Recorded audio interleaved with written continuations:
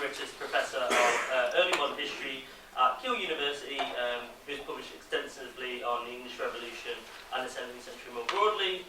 As everyone will well know, Anne has published a host of monographs on topics including Warwickshire, the cause of the Civil War, Thomas Edward's Gangrena, and on gender in the English Revolution. Alongside a number of edited books, which includes as co-editor of the complete works of Winstanley, Anne's written extensively on various topics from the interregnum church to indemnity, radicalism, royalism and gender. And Anne is currently working on a book about the scribal culture and the public career of the Presbyterian merchant Walter Boothby, and also with Andy Harper and Stuart Beale completing an edition of household accounts of Robert Lord Brooke and his widow. I'll hand over to whose paper is entitled The Mad Hatter and the Bourgeois Revolution.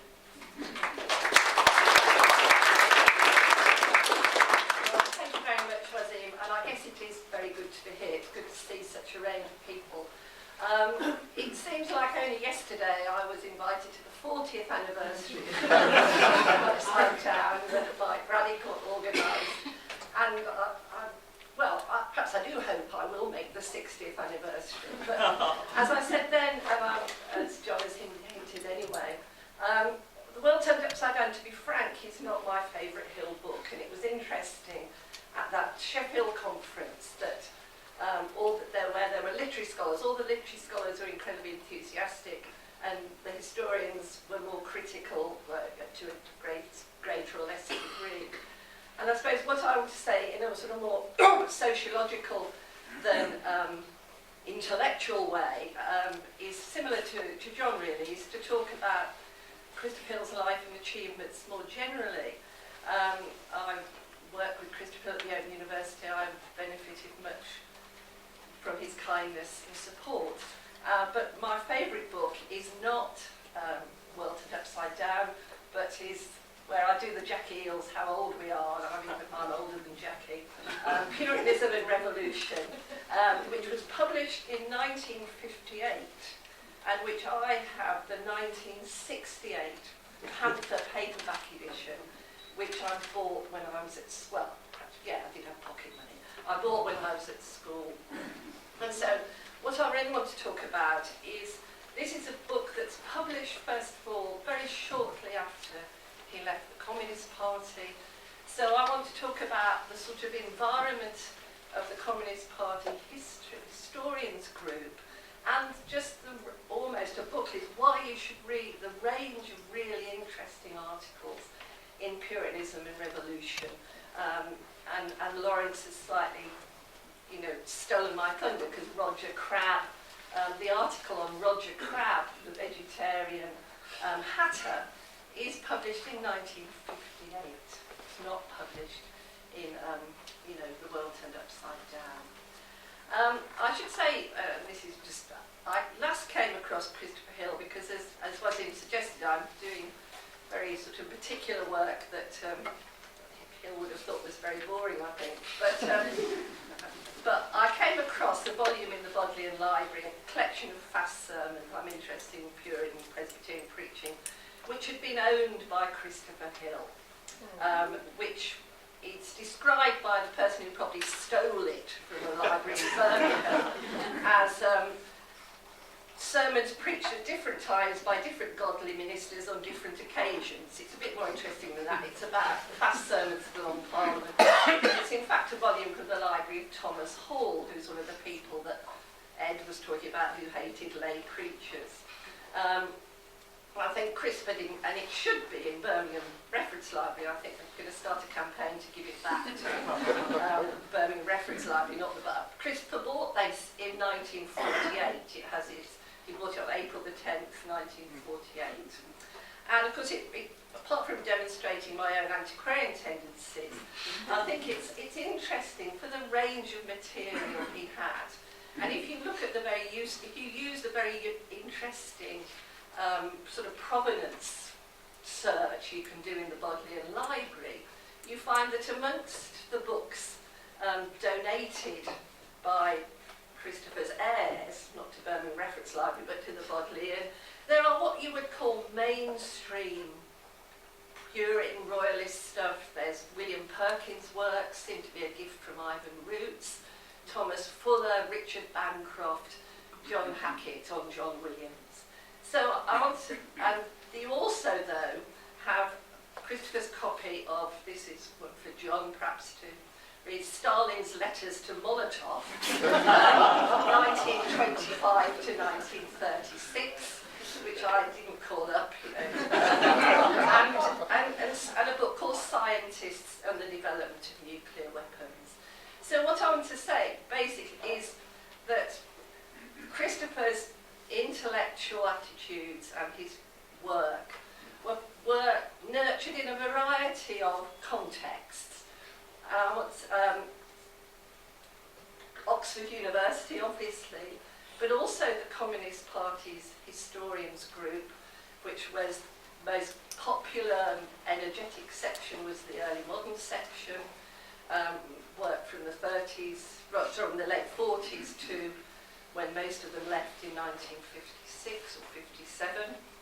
And also in a sort of environment which we don't quite have today, or we don't have quite in the same way, an environment of adult education, of Radio 3 programmes, of the third programmes, and of different publishing. You know, this is a Panther book, and, you know, it cost, I don't know, 10 shillings and sixpence.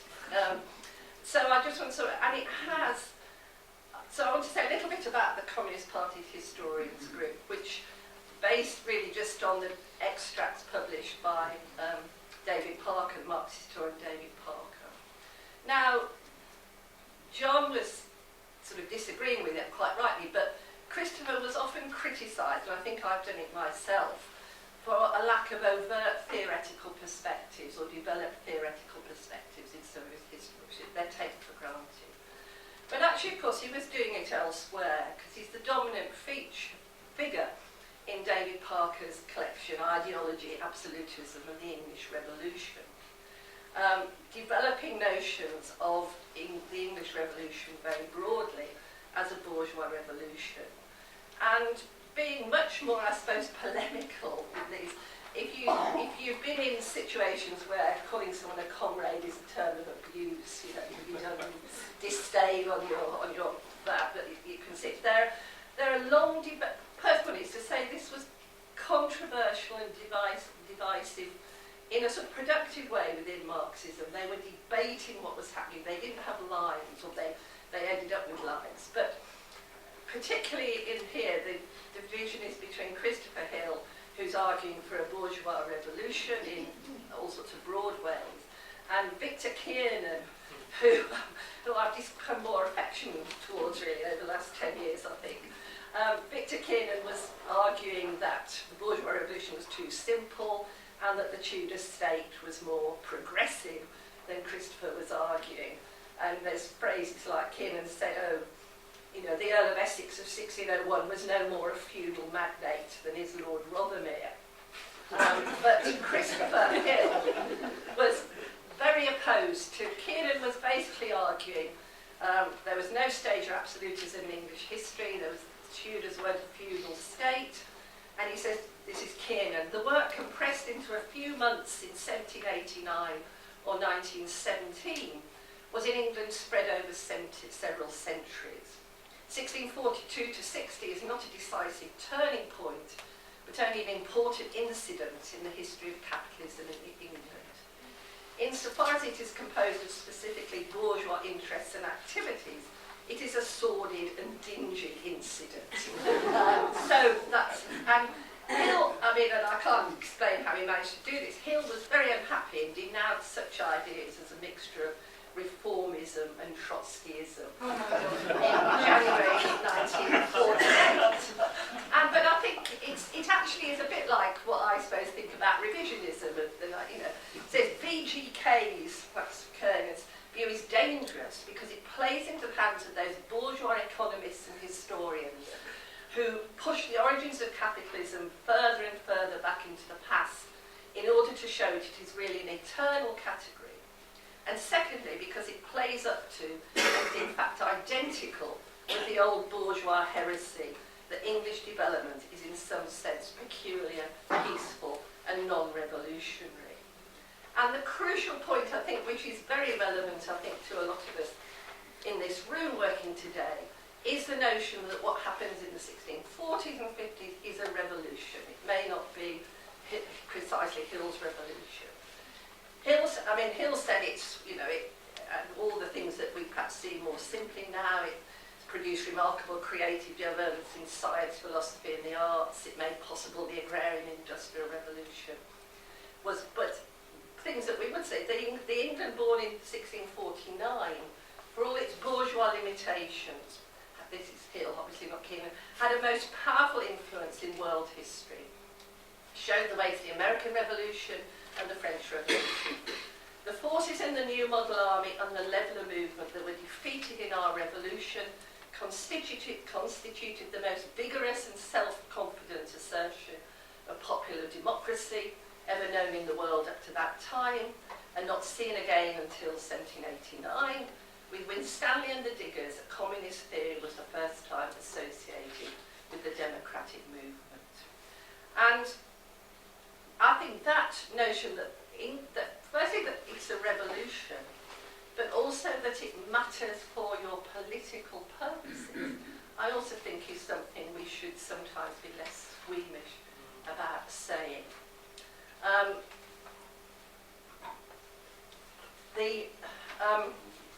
So the Communist Party History Group was creative and very interesting, and John has mentioned Donna Tor, and I think it's in this context that I want to just mention why we should all be reading Puritanism and Revolution, as well as World Turned Upside Down.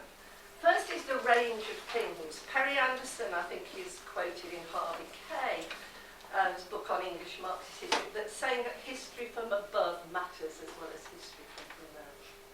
And I think he means that you need to have some understanding of general developments as well as picking out the people that you would have liked to be in the olden days. So there's a very famous article called Recent Interpretations of the Civil War, which is about the gentry controversy, but is still worth reading. There are essays on the agrarian legislation of the Revolution, the English Revolution and the Brotherhood of Man, and perhaps most famously, the Norman Yoke, 70 pages, which people still reference and still do. James Harrington and the People, which is still interesting. But there are also these things which you think might have come out of the world turned upside down. The Mad Hatter, Roger Crabbe, who wanted to make himself perfect, so became a vegetarian. And there's a very simple point that Hill makes about Crabbe, and it's putting it in a very broad framework where he says, it's a bit like Francis of Assisi, it's kind to animals and sort of.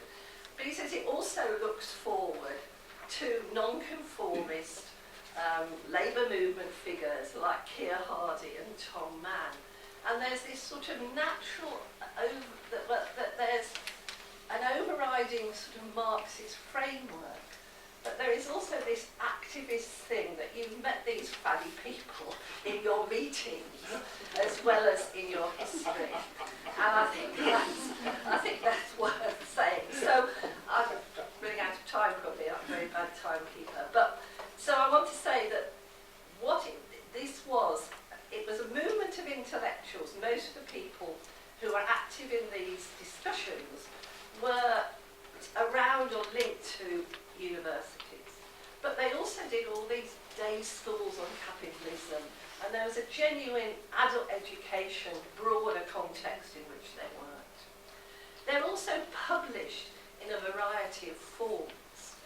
The one I like, I need to check, because Christopher did revise things when the agrarian legislation of the Revolution, which the first sentence says, the English Civil War was more of a class war than orthodox English theory allows, was published in the English Historical Review of 1940, whether that has the first sentence there.